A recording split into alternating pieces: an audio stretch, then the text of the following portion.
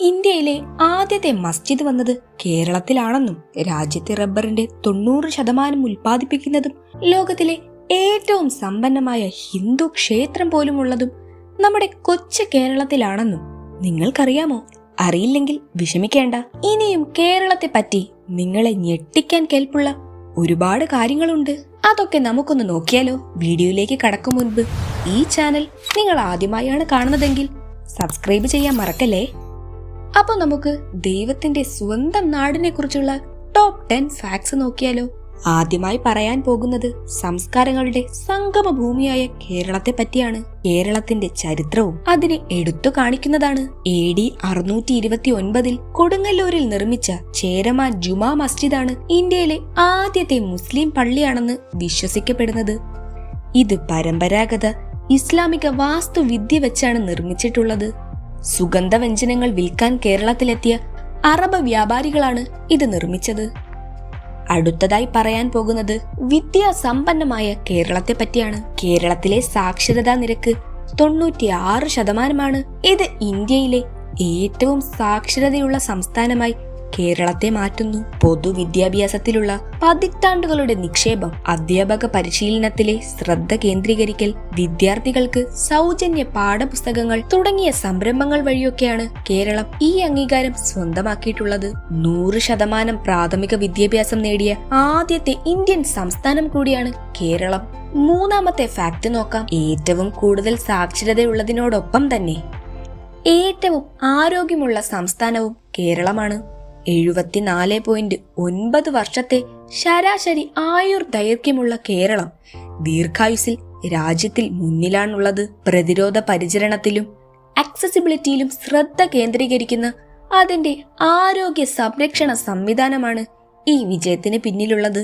മത്സ്യം, തേങ്ങ, പച്ചക്കറികൾ എന്നിവയാൽ സമ്പന്നമായ സമീകൃതാഹാരം സ്ഥിരം കഴിക്കുന്നത് കൊണ്ട് തന്നെ കേരളീയർ ദീർഘവും ആരോഗ്യകരവുമായ ജീവിതം ആസ്വദിക്കുന്നതിൽ അതിശയിക്കാൻ ഒന്നും തന്നെ ഇല്ല. അടുത്ത ഫാക്ട് നോക്കാം. 1000 പുരുഷന്മാർക്ക് 1084 സ്ത്രീകളെന്ന സ്ത്രീ പുരുഷ അനുപാതമുള്ള കേരളം ലിംഗസമത്വത്തിൽ ഒരു മാതൃകയാണ്. ഇത് ദേശീയ ശരാശരിയായ വെറും 940 താരതമ്യം ചെയ്തു നോക്കൂ. എന്തുകൊണ്ടാണ് കേരളം വേറിട്ട് നിൽക്കുന്നതെന്ന് നിങ്ങൾക്ക് മനസ്സിലാകും. വിദ്യാഭ്യാസം, ബിസിനസ്, രാഷ്ട്രീയം എന്നിവയിലെല്ലാം തന്നെ ഇവിടെ സ്ത്രീകൾ പ്രധാന പങ്ക് വഹിക്കുന്നുണ്ട്. കേരളത്തിൽ നിലവിലുള്ള സ്ത്രീകളുടെ സ്വയം സഹായ സംഘമായ കുടുംബശ്രീ പോലുള്ള പരിപാടികൾ ആയിരക്കണക്കിന് സ്ത്രീകളെയാണ് സാമ്പത്തികമായി ശാക്തീകരിക്കുന്നത്. അടുത്തതായി പറയാൻ പോകുന്നത് ലോകത്തിലെ സമ്പന്നമായ ഒന്നിനെ പറ്റിയാണ്. തിരുവനന്തപുരത്തെ പത്മനാഭസ്വാമി ക്ഷേത്രം കേരളത്തിന്റെ ഒരു ആത്മീയ നാഴികക്കല്ലെന്നതിനപ്പുറം ലോകത്തിലെ ഏറ്റവും സമ്പന്നമായ ഹിന്ദു ക്ഷേത്രം കൂടിയാണ്.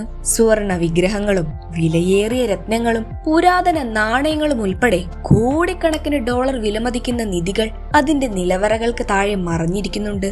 അടുത്ത ഫാക്ട് നോക്കാം. ഇന്ത്യയുടെ മൊത്തം സ്വർണ ഉപഭോഗത്തിന്റെ 20% കേരളത്തിലാണുള്ളത്. ഇവിടുത്തെ വിവാഹങ്ങളിൽ വധുക്കൾ പലപ്പോഴും തല മുതൽ കാല് വരെ സ്വർണം കൊണ്ട് അലങ്കരിക്കുന്ന ഒരു കാഴ്ച നമ്മൾ പലപ്പോഴും കണ്ടിട്ടുണ്ടാകും. ഇന്ന് അതിൽ നിന്നും മാറ്റങ്ങളൊക്കെ വരുന്നുണ്ടെങ്കിൽ പോലും കേരളത്തിൽ സ്വർണത്തിന്റെ ഉപഭോഗം വളരെ കൂടുതലാണ്. രാജ്യത്തെ ഏറ്റവും വലിയ സ്വർണ്ണാഭരണ നിർമ്മാതാക്കളും ചില്ലറ വിൽപ്പനക്കാരും പോലും ഉള്ളത് കേരളത്തിലാണ്. അടുത്ത ഫാക്ട് നോക്കാം. ഇന്ത്യയുടെ മൺസൂണിന്റെ കവാടമെന്ന് പലപ്പോഴും വിളിക്കപ്പെടുന്ന കേരളം എല്ലാ വർഷവും മഴ ലഭിക്കുന്ന ആദ്യത്തെ സംസ്ഥാനമാണ്. ജൂൺ ആദ്യത്തോടെ തെക്കു പടിഞ്ഞാറൻ മൺസൂൺ കേരളത്തിലെത്തി അതിന്റെ ഭൂപ്രകൃതികളെ പച്ചപ്പുള്ളതാക്കി മാറ്റുന്നു. ഇത് കേരളത്തെ മൺസൂൺ ടൂറിസത്തിന്റെ ഹോട്ട്സ്പോട്ടാക്കി മാറ്റുന്നവയാണ്.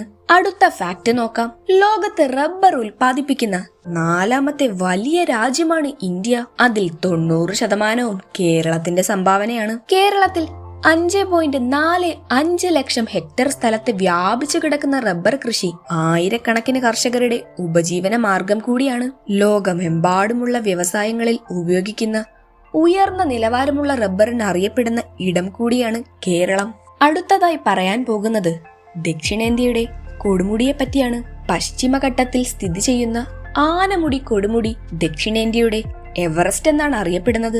8133 അടി ഉയരമുള്ള ഇത് ഹിമാലയൻ പർവ്വത നിരകൾക്ക് പുറത്തുള്ള രാജ്യത്തെ ഏറ്റവും ഉയരമുള്ള കൊടുമുടിയാണ്. ആനമുടിയെ കൂടുതൽ സവിശേഷമാക്കുന്നത് അതിന്റെ ജൈവ വൈവിധ്യമാണ്. വംശനാശ ഭീഷണി നേരിടുന്ന ഒരു പർവ്വത ആടായ നീലഗിരി താർ ഉൾപ്പെടെ നിരവധി തദ്ദേശീയ ഇനങ്ങളുടെ ആവാസ കേന്ദ്രം കൂടിയാണിത്. അടുത്ത ഫാക്ട് നോക്കാം. പൂർണ്ണമായും സൗരോർജത്തിൽ പ്രവർത്തിക്കുന്ന ലോകത്തിലെ ആദ്യത്തെ വിമാനത്താവളമാണ് കൊച്ചി അന്താരാഷ്ട്ര വിമാനത്താവളം. 45 ഏക്കറിൽ 46,000 സോളാർ പാനലുകൾ സ്ഥാപിച്ചിട്ടുള്ള വിമാനത്താവളം 12 മെഗാവാട്ട് വൈദ്യുതിയാണ് ഉൽപ്പാദിപ്പിക്കുന്നത്. ഈ പരിസ്ഥിതി സൗഹൃദ മാതൃക ലോകമെമ്പാടുമുള്ള വിമാനത്താവളങ്ങളെ ഒരു സസ്റ്റൈനബിൾ മെത്തേഡ് സ്വീകരിക്കാൻ പ്രേരിപ്പിച്ചുകൊണ്ടേയിരിക്കുന്നവയാണ്. ഒരു സംസ്ഥാനം എന്നതിന് പുറമെ ഒട്ടേറെ അനുഭവങ്ങൾ ഒരൊറ്റ കീഴിൽ നമുക്ക് നൽകാൻ കെൽപ്പുള്ള ഒരു നാടാണ് നമ്മുടെ കുഞ്ഞ് കേരളം.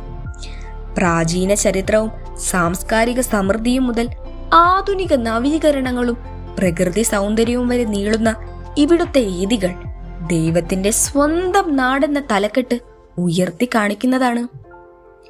നിങ്ങളെ ഏറ്റവും അത്ഭുതപ്പെടുത്തിയ ഫാക്ട് ഏതാണെന്ന് കമന്റ് ചെയ്യണേ.